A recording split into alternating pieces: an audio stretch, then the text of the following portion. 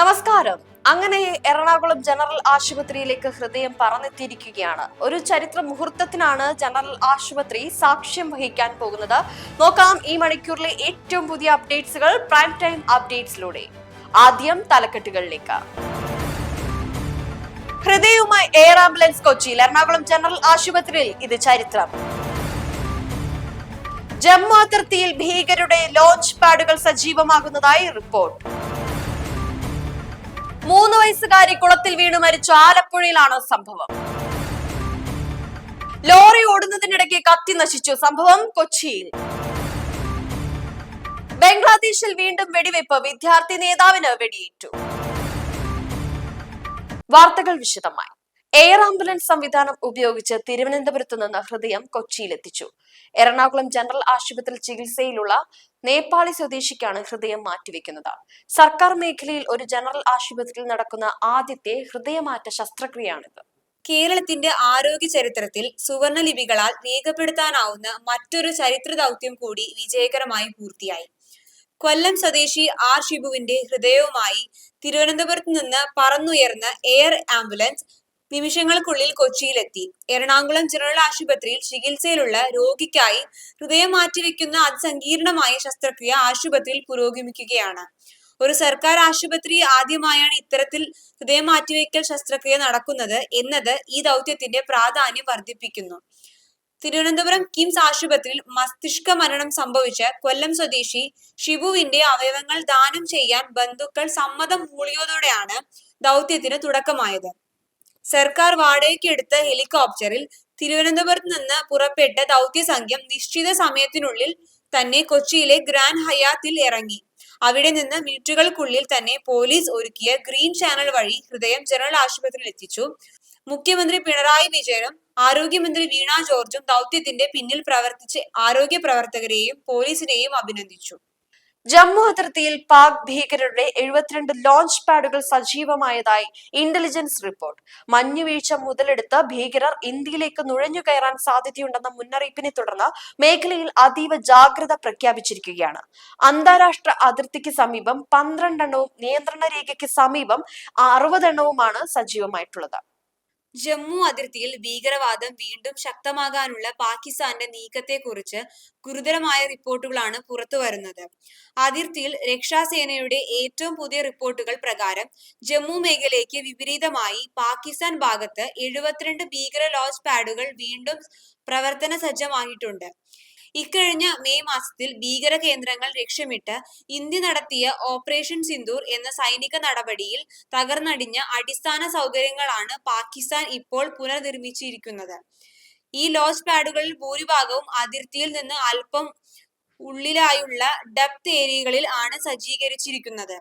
ഏകദേശം 60 ലോഞ്ച് പാഡുകൾ നിയന്ത്രണ രേഖയ്ക്ക് അപ്പുറവും ബാക്കിയുള്ള 12 എണ്ണം സിയാൽകോട്ട്, സഫർവാൾ മേഖലകളിൽ അന്താരാഷ്ട്ര അതിർത്തിക്ക് അടുത്തുമായാണ് സ്ഥിതി ചെയ്യുന്നത്. ഇന്ത്യൻ മണ്ണിലേക്ക് നുഴഞ്ഞുകയറാൻ തക്കം പാർത്ത് 100-ലധികം ഭീകരർ ഈ മേഖലകളിൽ തമ്പടിച്ചിട്ടുണ്ടെന്നാണ് രഹസ്യാന്വേഷണ വിഭാഗം നൽകുന്ന സൂചന. അതിശൈത്യവും മൂടൽമഞ്ഞും മുതലെടുത്ത് ജമ്മു, സാബ, കത്വ, രജൌരി ജില്ലകളിലൂടെ നുഴഞ്ഞുകയറ്റം നടത്താനാണ് ഭീകരരുടെ നീക്കം. പഴയ നുഴഞ്ഞുകയറ്റ രീതികൾക്ക് പുറമെ ആയുധങ്ങളും മയക്കുമരുന്നും കടത്താൻ പാകിസ്ഥാൻ ഡ്രോണുകൾ വ്യാപകമായി ഉപയോഗിക്കുന്നതാണ്. ഈ സാഹചര്യത്തിൽ ഇന്ത്യ സൈന്യവും പോലീസും ചേർന്ന അതിർത്തി മേഖലയിൽ ഏരിയ ഡോമിനേഷൻ പരിശോധനകൾ കർശനമാക്കി. മൂടൽമഞ്ഞ് മറയാക്കി ഭീകരർ കടക്കാതിരിക്കാൻ തെർമൽ ഇമേജറുകളുടെ ആധുനിക നിരീക്ഷണ റഡാറുകളും അതിർത്തിയിൽ വിന്യസിച്ചിട്ടുണ്ട്. ഏതെങ്കിലും തരത്തിലുള്ള പ്രകോപനം ഉണ്ടായാൽ കനത്ത പ്രത്യാക്രമണം നടത്താൻ സേനയ്ക്ക് നിർദ്ദേശം നൽകിയിട്ടുണ്ട്. ആലപ്പുഴ ചാരമക്കളത്ത് 3 വയസ്സുകാരി കുളത്തിൽ വീണു മരിച്ചു. ചന്ദ്രൻപള്ളിയിൽ പ്രീത ദമ്പതികളുടെ മകൾ ആശ്മിക കൃഷ്ണയാണ് മരിച്ചത്.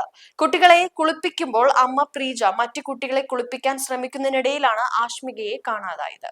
ചാരമംഗലത്ത് വീടിന് സമീപത്തെ കുളത്തിൽ വീണ് 3 വയസ്സുകാരിക്ക് ദാരുണാന്ത്യം. ചാരമംഗലം സ്വദേശികളായ ചന്ദ്രൻവെള്ളി, പ്രജിത്, പ്രീജ ദമ്പതികളുടെ മകൾ അശ്മിക കൃഷ്ണയാണ് മരിച്ചത്. ഇന്ന് ഉച്ചയോടെയാണ് നാടിനടുക്കിയ ഈ അപകടം സംഭവിച്ചത്. കുട്ടികളെ കുളിപ്പിക്കാനായി കുളക്കരയിൽ എത്തിയതായിരുന്നു അമ്മ പ്രീജ. കൂടെ ഉണ്ടായിരുന്ന മറ്റു കുട്ടികളെ കുളിപ്പിക്കുന്നതിനിടയിൽ അശ്മികയെ പെട്ടെന്ന് കാണാതാവുകയായിരുന്നു. തുടർന്ന് നടത്തിയ തിരച്ചിലിലാണ് കുട്ടിയെ കുളത്തിൽ വീണ നിലയിൽ കണ്ടെത്തിയത്. ഉടൻ തന്നെ ചേർത്തലയിലെ സ്വകാര്യ ആശുപത്രി എത്തിച്ചെങ്കിലും ജീവൻ രക്ഷിക്കാനായില്ല. കളിച്ചു ചിരിച്ചു നടന്ന കുരുന്നിന്റെ അപ്രതീക്ഷിത വിയോഗം പ്രദേശവാസികളെയും ബന്ധുക്കളെയും ഒരുപോലെ കണ്ണീരിലാഴ്ത്തി. മൃതദേഹം പോസ്റ്റ്മോർട്ടം നടപടികൾക്ക് ശേഷം ബന്ധുക്കൾക്ക് വിട്ടുനൽകും. കൊച്ചി വൈറ്റ്ലയിൽ ഈവന്റ് മാനേജ്മെന്റ് കമ്പനിയുടെ ലോറിക്ക് തീപിടിച്ചു. മംഗലാപുരത്ത് നിന്ന് മടങ്ങുകയായിരുന്ന വാഹനമാണ് അപകടത്തിൽപ്പെട്ടത്. ഓട്ടോ ഡ്രൈവർ നൽകിയ മുന്നറിയിപ്പിനെ തുടർന്ന് ഡ്രൈവർ വാഹനം സർവീസ് റോഡിലേക്ക് മാറ്റിയതാൽ വൻ ദുരന്തം ഒഴിവായി. നഗരത്തിലെ തിരക്കേറിയ ജംഗ്ഷനുകളിൽ ഒന്നായ വൈറ്റിലയിൽ ഇവന്റ് മാനേജ്മെന്റ് കമ്പനിയുടെ ലോറിക്ക് തീപിടിച്ചു. മംഗലാപുരത്ത് പരിപാടി കഴിഞ്ഞു മടങ്ങുകയായിരുന്ന വാഹനമാണ് അപകടത്തിൽപ്പെട്ടത്. ഓടിക്കൊണ്ടിരിക്കുന്ന ലോറിയുടെ അടിഭാഗത്തു നിന്ന് പുക ഉയരുന്നത് ശ്രദ്ധയിൽപ്പെട്ട ഓട്ടോറിക്ഷ ഡ്രൈവർ ഉടൻ തന്നെ ലോറി ഡ്രൈവർക്ക് മുന്നറിയിപ്പ് നൽകുകയായിരുന്നു. അപകടം മണത്തറിഞ്ഞ ഡ്രൈവർ വാഹനം വേഗത്തിൽ പ്രധാന റോഡിൽ നിന്നും സർവീസ് റോഡിലേക്ക് മാറ്റിയത് വലിയൊരു ദുരന്തം ഒഴിവാക്കി. ഉടൻ തന്നെ ലോറിയിൽ നിന്ന് ആളുകൾ പുറത്തിറങ്ങിയതിനാൽ ആർക്കും പരിക്കേറ്റില്ല. തുടർന്ന് ഫയർഫോഴ്സ് സ്ഥലത്തെത്തിയാണ് തീ പൂർണ്ണമായും അണച്ചത്. പുക കണ്ട് നിമിഷങ്ങൾക്കകം തന്നെ തീ ആളിപ്പടർന്നതിനാൽ ലോറിയിൽ ഉണ്ടായിരുന്ന ഇവന്റ് മാനേജ്മെന്റ് ഉപകരണങ്ങളും മറ്റു സാധനങ്ങളും പൂർണ്ണമായി കത്തിനശിച്ചു. ലക്ഷക്കണക്കിന് രൂപയുടെ നാശനഷ്ടങ്ങൾ സംഭവിച്ചതായാണ് പ്രാഥമിക കണക്കുകൾ സൂചിപ്പിക്കുന്നത്. ഷോർട്ട് സർക്യൂട്ട് ആണ് തീപിടുത്തത്തിന് കാരണമെന്നാണ് കരുതപ്പെടുന്നത്. തിരക്കേറിയ വൈറ്റില ജംഗ്ഷന് സമീപം നടന്ന അപകടം കുറച്ചുനേരം ഗതാഗത തടസ്സത്തിന് കാരണമായെങ്കിലും പോലീസും അഗ്നിശമന സേനയും ചേർന്ന് സ്ഥിതിഗതികൾ നിയന്ത്രണ വിധേയമാക്കി. ബംഗ്ലാദേശിൽ വീണ്ടും സംഘർഷം രൂക്ഷമാകുന്നു. നാഷണൽ സിറ്റിസൺസ് പാർട്ടി നേതാവും വിദ്യാർത്ഥി നേതാവുമായ മുത്തലീബ് സിക്ദറിന് വെടിയേറ്റു. കുൽന ജില്ലയിൽ വെച്ച് അജ്ഞാതരായ അക്രമികൾ അദ്ദേഹത്തിന്റെ തലയ്ക്കാണ് വെടിവെച്ചത്. ഗുരുതരമായി പരിക്കേറ്റ മുത്തലീബ് ഇപ്പോൾ തീവ്രപരിചരണ വിഭാഗത്തിൽ ചികിത്സയിലാണ്. ബംഗ്ലാദേശിൽ രാഷ്ട്രീയ സംഘർഷങ്ങൾ വീണ്ടും മൂർച്ഛിക്കുന്നു. നാഷണൽ സിറ്റിസൺ പാർട്ടി നേതാവും ഗുൽന ഡിവിഷൻ ചീഫുമായ മുത്തലിബ് സിക്കന്ദറിന് നേരെയാണ് ഏറ്റവും ഒടുവിലായി ആക്രമണം ഉണ്ടായത്. ഇന്ന് പകൽ 11:45 ഗുൽനയിൽ വെച്ചാണ് വിദ്യാർത്ഥി പ്രക്ഷോഭങ്ങളിലെ സജീവ സാന്നിധ്യമായിരുന്ന ഇദ്ദേഹത്തിന് നേരെ അജ്ഞാതർ വെടിയുതിർത്തിയത്. തലയ്ക്ക് ലക്ഷ്യം വെച്ചുള്ള ആക്രമണത്തിൽ സിക്കന്ദറിന്റെ ചെവിയിലൂടെ തുളച്ചു കയറിയ വെടിയുണ്ട മറ്റൊരു വശത്തിലൂടെ പുറത്തുവന്നു. ഗുരുതരമായി പരിക്കേറ്റ അദ്ദേഹത്തെ ഉടൻ തന്നെ ആശുപത്രിയിൽ പ്രവേശിപ്പിച്ചു. ഈ ആക്രമണം രാജ്യത്തെ ക്രമസമാധാന നിലയെക്കുറിച്ച് വീണ്ടും ആശങ്കകൾ വർദ്ധിപ്പിച്ചിരിക്കുകയാണ്.